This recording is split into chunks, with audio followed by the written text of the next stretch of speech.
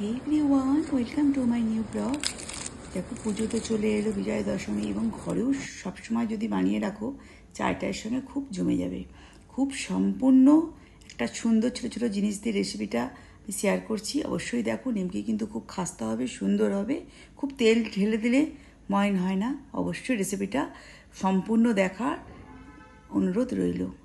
আমি আটাটাকে জোয়ান, কালো জিরে, নুন আর 2 চামচ সুজি দিয়ে অল্প অল্প গরম জল দিয়ে আর তেল দিয়ে সম্পূর্ণ মুষ্টে মাখলাম।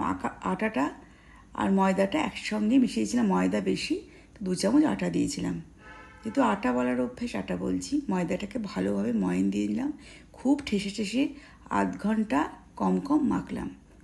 আবার লাস্টে একটু তেল দিলাম। প্রথমে একটু তেল দিলাম, গরম জল দিয়ে একটু মুঠো করে নিলাম, তারপর একটু ময়ন দিলাম, তেল দিলাম, তারপরে আবার এখানে লাস্টে তেল দিয়ে আরও একটু মশটে নিয়ে সুন্দর করে মেখে 15 মিনিটের জন্যে আমরা এটাকে ঢাকা দিয়ে রাখবো।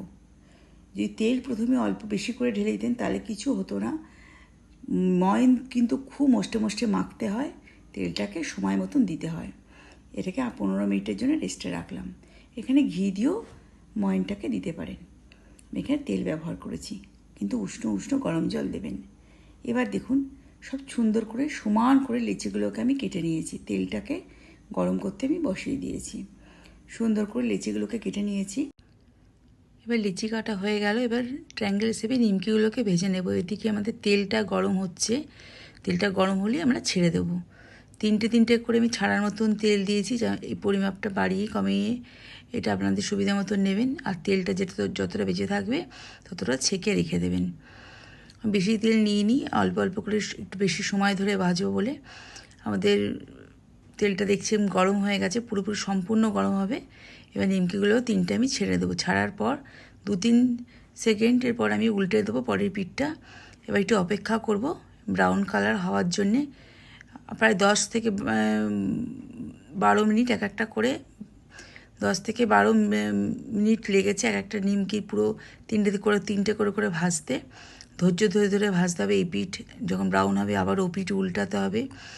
এভাবে আমাদের নিমকিগুলোকে আমরা ভেজেছি। এবার যে কৌটোতে রাখবো সেই কৌটোটা খুব পরিষ্কার করতে হবে। ভেতরে কোনো জল থাকবে না।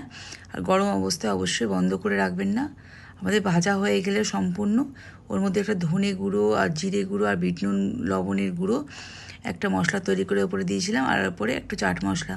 বেশ সুন্দর লেগেছিলো। গরম অবস্থায় দিতে হবে, তাই মশলাগুলো ধরে নেবে। এভাবে আমি একটার পর একটা কিন্তু চিটে জানিয়ে সব বেলে রেখেছিলাম। এভাবে তেল ঝরিয়ে একটু ধৈর্য ধরে ভেজেছিলাম বলে অত সময় লেগেছিলো। যখন পুরো দিয়ে দেবো তখন কিন্তু আঁচটাকে একদম কমিয়ে দেবো, আঁচটাকে বাড়িয়ে কিন্তু ভাজবেন না। অবশ্যই দেখুন কত নিমকি আমরা ভেজে রেখেছি। এরকমভাবে এই ছোটো জিনিস নিয়ে রেসিপিটা যদি ভালো লাগে এভাবে করবেন। অবশ্যই করে খান। বানিয়ে ভালো লাগলে লাইক শেয়ার সাবস্ক্রাইব করবেন। ভালো থাকবেন। দেখা হচ্ছে নেক্সট ভিডিওতে। নমস্কার।